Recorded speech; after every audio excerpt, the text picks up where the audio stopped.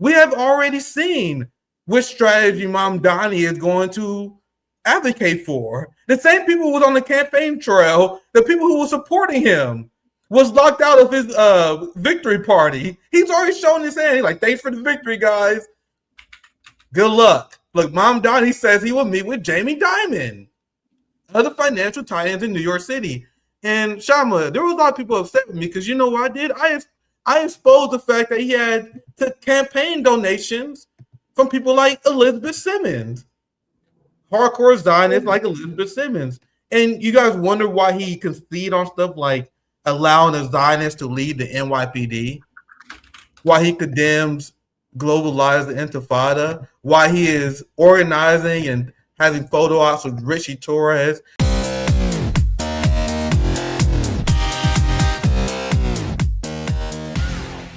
Because it's interesting to see the support among for Israel completely collapse among everyone on the political spectrum, from the left to the right. Even centrist liberal Democrats are starting to turn on the state of Israel. I don't know if you guys seen like these town halls. Like these Republicans are being buried alive by their own constituents. There was like Ted Cruz and a few other Republicans who went to like TPUSA to explain why we got to put Israel first, to advance the interests of America first. These people they're being ate alive, my friends, trying to explain their support for the state of Israel. And I know you guys seen it, the algorithm's been completely cooked. And I'm about to bring Shama in on this thought, but if you see these Israeli bots, if you see these influencers that are paid $7,000 to post pro-Israeli content, you guys realize that's all they have now, right? The tide has shifted so much so that New York was willing to vote for a Muslim because he said he supports Palestinian rights. That's how much people are sick of this Zionist influence. And that was my take yesterday. That's why I said, when you look at these elections, it was a referendum on Zionism, even when Mamdani didn't want it to be. Mamdani didn't want it to be a referendum on Zionism. He didn't even want to talk about it. They kept bringing it up. But I want to get Shama this because I can't wait to get Shama's take on this. Because there's still no ceasefire, by the way. You have Israel that's still going on an absolute rampage. You have Donald Trump that is supporting Israeli terrorist attacks in the West Bank. So I've been warning my friends and my comrades, absolutely do not use this moment, some random mayorship, as a tranquilizing drug, which I unfortunately seen a lot of people fall for that trick. But let me shut up. Let me get our guests in. Candid, running as an independent against Adam Smith, founder of Worker Strike Back. Thank you for joining us. Shama Swan on RBN once again. Thank you, my friend. It's always great to see you. Always great to see you. Thank you for having me, Nick. Yeah, there was big elections this week, and I want to get your thoughts on what the position the left should take from here. And I shared this before, and I told you this, like this was your statement. On October 7th. I love the statement that you put out. There was no condemning globalizing the Intifada here. You have a true independent anti-Zionist campaign against Adam Smith, and I really hope that we can see the same energy around your candidacy that we saw around Zohran Mamdani, because the person you're running against is straight up awful. But the Zionist meltdown, and I want your thoughts on the state of your campaign and how the left should interpret the win by Zohran Mamdani. But look at this. This is funny because this is from Matt Taibbi. Buckle up, America. The Zohran era is here. The mainstream Republicans died 9 years ago. The Democratic Party funeral started last night. So there's like these massive freak out among the capitalist guys. They're like, hey, bro, Matt Taibbi, this guy, he's advocating for welfare capitalism. Like, why are you guys fear mongering over a liberal Zionist who advocating for welfare capitalism. But Shama, what are your thoughts and what do you think the left should be doing following? I think what you can call a massive defeat by the Zionist regime propaganda machine for sure. What's your thoughts, Shama? Thank you for joining me once again. Yeah, thanks so much for having me, Nick. And the way you pose your question is exactly the way we should pose it, which is what should we make of this, in the sense that on the one hand, Mamdani's election it shows, and in general, the elections, 2025 elections across the board, what they show, what's the common denominator, the main feature?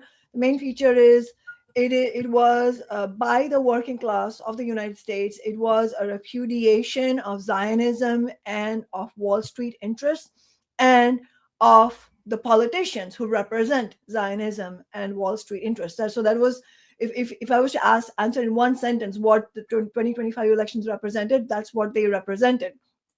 And in fact, it shows you that ordinary people, millions of people across the nation, are angry. They want to fight back, and they're grasping at whatever is available for them. And so, so if there is an election campaign of, for example, like Zohran Mamdani, that represents any type of fight back then against the ruling class, then working class people are seizing on that. So it shows you what the message that we should take on the left is, an extremely heartening message, which is that working class people are ready for a fight back. And the obstacle here is not mass consciousness and its willingness to fight, but the obstacle is the leadership that's on offer. And so that's where we have to be sober about what Mamdani's victory represents, because on the one hand, it's quite a slam dunk, in the sense that if you run a campaign on working class demands and you hammer on those demands relentlessly, on extremely popular policy demands, and you hammer on them relentlessly, then you can win. So if Mamdani's election shows anything, that's what it shows. And it's important to contrast Mamdani's election to the fact that, for example, Omar Fateh, who was for a time being called the Mamdani of Minneapolis or Mamdani of the Middle East, he didn't actually win. And in fact, even though he didn't win, even though he was running against Jacob Fry, who's a very unpopular mayor, a mayor who was already served for 2 terms, a mayor who had really dinged his reputation big time during the George Floyd rebellion, by calling the National Guard. I mean, really, this guy is a piece of work. And yet that guy was able to defeat Omar Fateh. Why? Because Omar Fateh didn't actually run a campaign like Mamdani, where Mamdani was relentlessly hammering on the demands. And so I think that is one of the main messages that we should take out of this.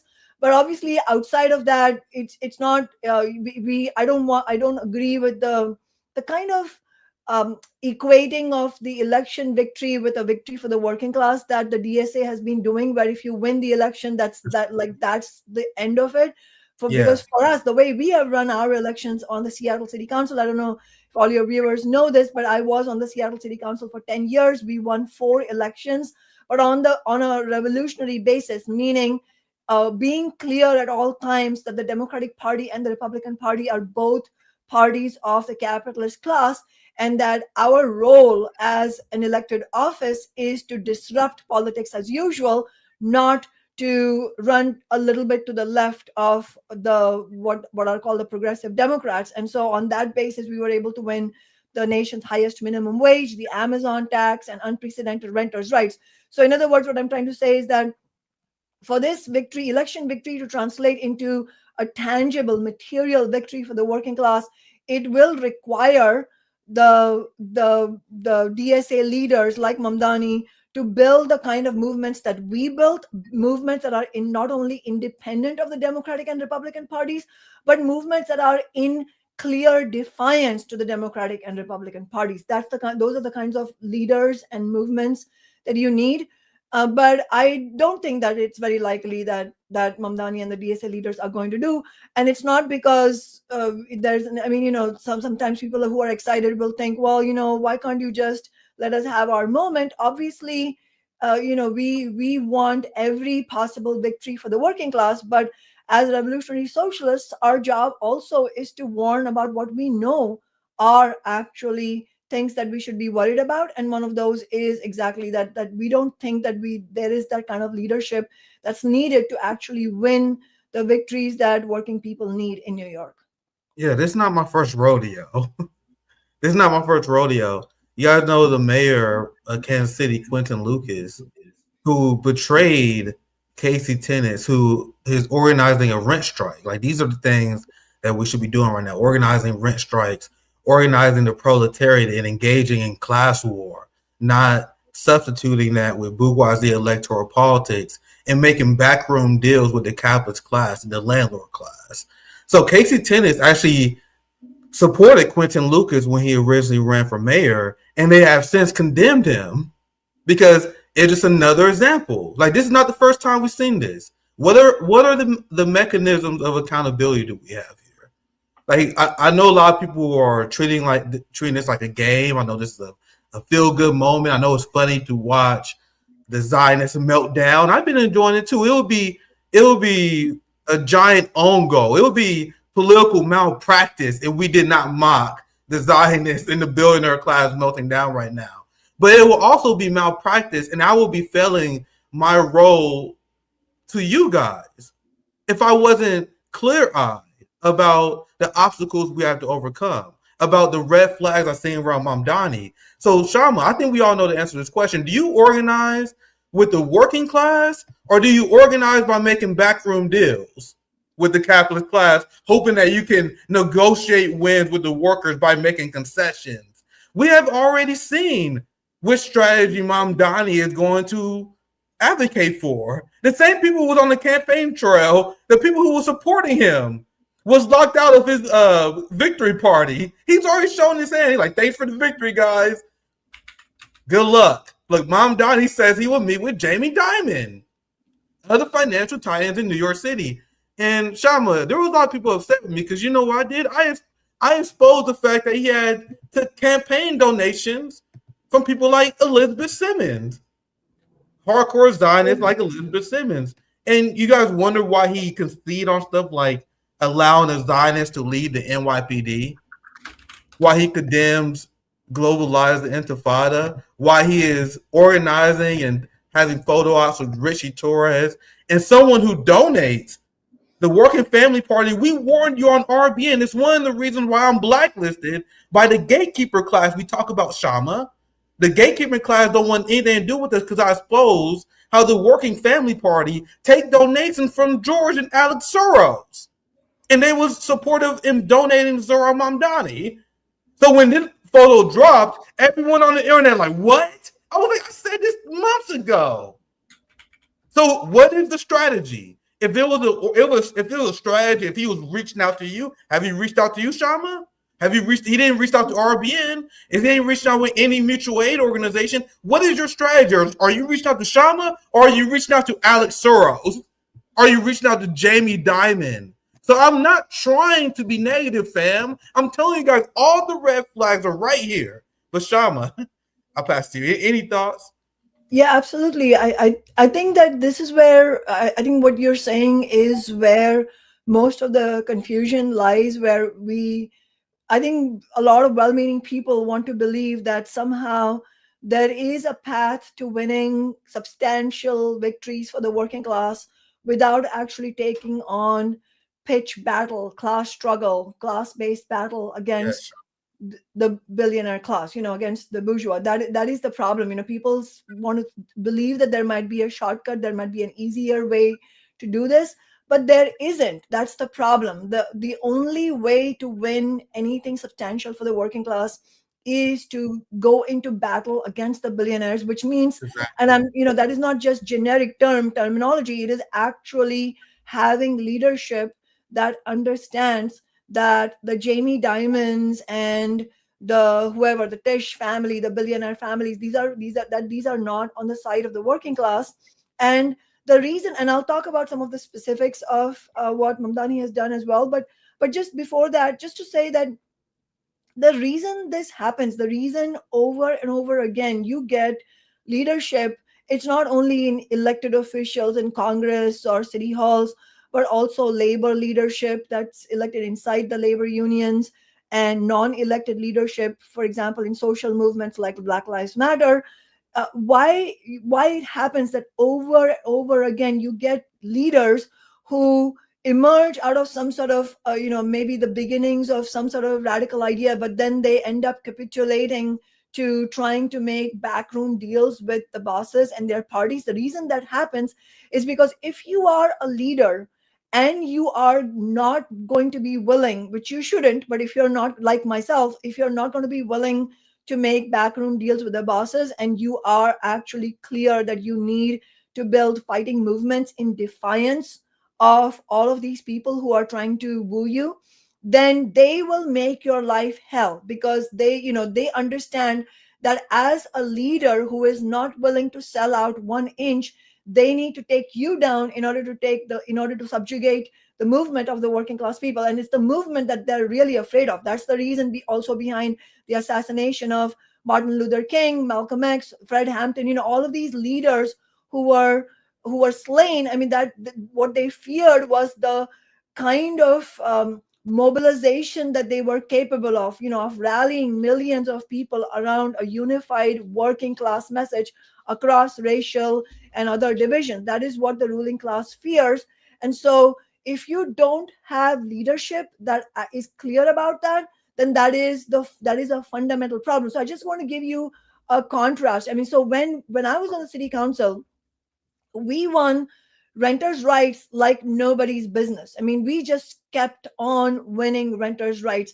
We won a 6-month notice for all rent increases, a $10 cap on late rent fee. We won a law that says there's a moratorium, ban on evictions during winter months, a ban on evictions of families with school children and public school workers during the school year. We had something called the Carl Hagelin law, which was named after a really exploitative landlord.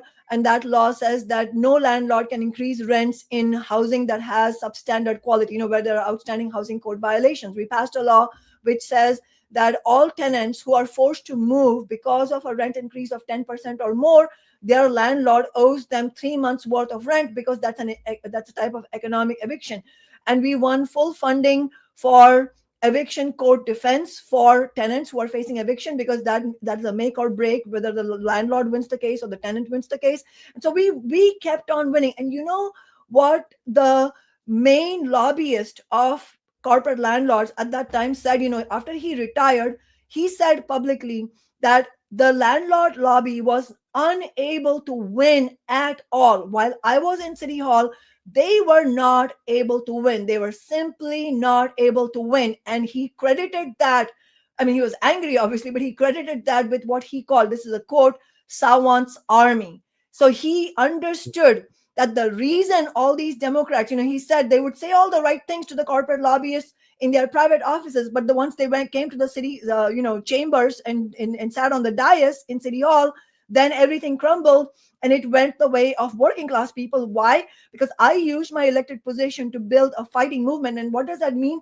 It means bringing thousands of people into City Hall, into marches and protests across the city, but very clearly calling out the Democrats. A fighting movement means you don't go to City Hall and say, Democrats, can you please do the right thing and say vote yes on Shama Sawant's legislation? No, what you say is that you, whatever your name is, XYZ council member, you pretend to be progressive, but you're getting ready to vote no on this. We see that you are a progressive in name only, and you need to be thrown out. If you vote no on this, you need to be thrown out, and we will expose you. And that type of defiance, that type of where you reject respectability politics and you make it very clear that no politician who is going to vote against the interests of the working class gets to keep any kind of quote unquote progressive reputation, that you tear it to shreds. That is the sign of a fighting movement. Contrast this with what Mamdani has done. He has not even taken office yet. He was asked by the New York Times. There was an article that said 10 questions with Zohran Mamdani. And one of the questions was, what is one issue in politics that you've changed your mind about? And I don't believe that it's one issue that he's changed his mind about, but this was the answer he gave: the role of private market in housing construction. What he meant was that, I was too harsh about private housing construction. I think along with the rent freeze, we also need, and I think since then he has promised some sort of deregulation to the real estate industry. And then just to give you another example, he sought out after the primary victory when he was soaring high. When he was soaring high, he that was the moment he chose to make a compromise with the landlord lobby and with the real estate industry. When you're soaring high in the election season, what should you be doing? What I would have done is, there was a rent increase that was carried out right after his primary victory by the Rent Control Board in New York. I would have organized my 50,000 volunteers and held a mass rally outside the Rent Control Board's meeting, and I would have shut it down when they were deciding to increase the rent. Instead of doing that, he didn't do anything. I don't believe he even spoke about that rent increase, which is very bizarre because one of his main demands is a rent freeze. So he didn't go and do actually what he says he's going to do after he's going to be mayor. What are you waiting for? Then do it right now. But anyway, what he instead did was he sought out Catherine Wild, who is, she's a spokesperson for the Wall Street guys. I mean, she's a spokesperson for the richest of the rich. He asked her, give me a list of every major rich person that you think I should call. And then he started reaching out to them one by one. One of them was Larry Fink. He's the CEO of BlackRock. BlackRock is the world's largest asset manager with $13.5 trillion in assets as of this year. He also reached out to Hamilton James, the former head of Blackstone, which is also the world's largest private equity firm. I mean, Blackstone made a killing with the help of Obama after the home foreclosure crisis coming out of the Great Recession. So I just don't believe, I don't know what he talked with those people, but I can promise you that doesn't bode well. And this is exactly why I endorse Shama, and I gave a speech in support of you. Can you imagine these tactics on the national level, my friends? Can you imagine us mobilizing the RBN audience on a national level, having a member of Congress that is one of us that's engaging in these tactics, mobilizing the working class instead of doing these backroom deals? And this is the kind of stuff that made me very suspicious very early on. Very early on, I'm like, okay, it's a sign that he's not engaging in class warfare with us. This is a substitution. The professional managerial class, the gatekeepers, they want to substitute class war with bourgeoisie electoral politics and this false idea. And it's an idea that they implant to the working class because out of self-serving interest, where they say, "Oh well, the key to get to gain victories as a working class is to rub shoulders and rub elbows with the elite class, and then just beg for crumbs, and they will happily give it to you." That's ahistorical. It's something that they sell to you because it's great for their career. It's a great way for them to get MSNBC contracts. If they do that, then they will come out and condemn third parties like Hassan Piker and Sam Cedar did. But when I saw stuff like this, when I saw Zionist billionaires donating to the campaign, when I saw him making these deals to landlords, I was like, man, that is not a good sign. And if you are supportive of Mamdani, if you're part of the New York working class, who I understand, who is desperate to lower the cost of goods, maybe if you're someone who had Andrew Cuomo derangement syndrome, which I don't think he's a horrible guy. I get it. But it's upon you to understand what you're really up against. And I would not be doing my due diligence if I wasn't warning you guys about these gigantic red flags. I saw this earlier. And I think this is they threw you in there. They try to compare you to Mamdani, which I would not make that comparison. Look, meet the socialist following Mamdani's lead. Like, isn't that Shama? Am I tripping? They got Shama here in the left corner. This is from the Free Press. They're a right wing website, so I wouldn't compare you guys to. But you see where they're going, Shama. You have anything you want to add? Yeah, I think. Yeah, I mean, for the right wing, obviously they recognize. Yeah, I think the right wing is very, very aware, and Trump, his allies are very, very aware of who we are. They understand that we're revolutionary socialists, but it helps their narrative to portray all of these other people also as communists, but when they are not actually. In fact, Mamdani denies it. He asks, "Are you a communist?" He denies it. Once, I think, one time he was asked, "Are you a Marxist?" and he says, "No, I'm a democratic socialist." And so as far as that goes, he's being honest. But it's very much a contrast from what the kind of politics we represent, myself and my fellow members of Revolutionary Workers, and also the broader organizations that we have launched, Worker Strike Back. It's a very far cry from what we represent. I mean, just to give you a contrast, my speech, my inauguration speech in 2014, January 2014, when I first took office as a city council member, laid out a clear analysis of capitalism as a system being our enemy, and that all the parties of capitalism hence also being our class enemies, and that our role in City Hall was to completely turn politics upside down, which is precisely what we did. I mean, the Seattle Times, which is no fan of mine, I had to admit openly, I mean, they're a paper for the Chamber of Commerce, and they had to admit that we commandeered the city's entire political agenda and made it work for the working class. I think that's the kind of approach that we need. And in fact, as you know, Nick, I've pledged that if we are elected to the US Congress, that I will turn my congressional inauguration into a mass rally of 10,000 people and use it as a platform to immediately launch a national campaign for ending all US military aid to Israel, and also for free healthcare for all, funded by taxing the rich. I mean, we have pledged that we will immediately launch those two campaigns on a national scale.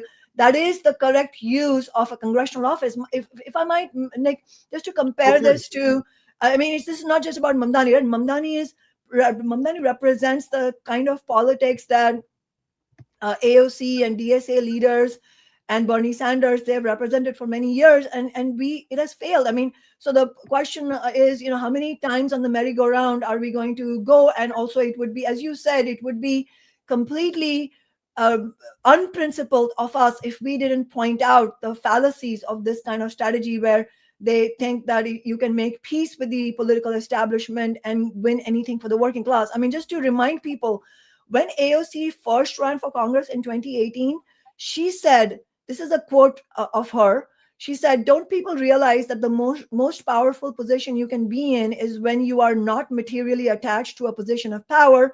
If you're a one-term Congress member, so what? You can make 10 years worth of change in one term if you are not afraid." That was AOC before she won her first election. And unfortunately, since then, what has she done? I mean, she occupied Nancy Pelosi's office with the Sunrise Movement one time after she won her election. But then since then, it has been a complete backslide, a complete capitulation to the politics of the Democratic Party, and hence the politics of capitalism. She voted to break the railroad workers' strike. She has refused to do the kind of fight back that you would need against a genocide. I mean, she lied on the DNC stage last year, calling Kamala Harris saying that Harris was tirelessly fighting for a ceasefire, which was a bald-faced lie. She also refused to support an amendment that would have cut at least $500 million from Israel funding for weapons like Iron Dome, and she said it was defensive weapons. But come on, this is a genocide machinery. There is absolutely not an iota of it that's defensive. It is all completely bloody. It's a machine of slaughter of the Palestinian people, and if you don't take a clear stand on it, then you are helping that machinery of genocide. So in other words, that was a pro-genocide vote. So this is what we're seeing from the so-called DSA left, and the DSA has 250 elected officials across the nation. In fact, in this 25 election, they apparently won 12 more positions.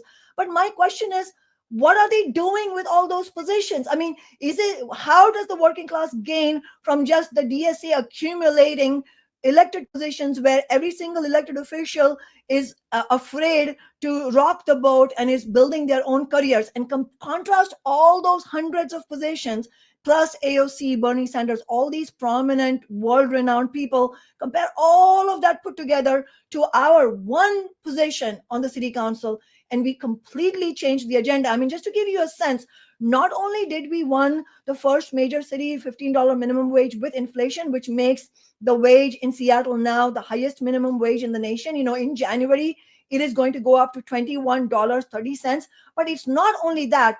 Because we won 15 here, and the way we won it, by building a defiant movement that electrified a nation, we were able to inspire working class people to win 15 plus dollars an hour in many other cities and states. And so by now, because of the one victory we won here, tens of millions of workers have got massive wage increases across the nation. That is how you win for the working class. But you don't win that by making backroom deals or wanting peaceful and cozy relations with the Kathy Hochul's and the Nancy Pelosi's and the Chuck Schumers of this world. No, you win that by declaring war on them. And to be accurate, you're declaring war back on them. Because what is capitalism's steady state?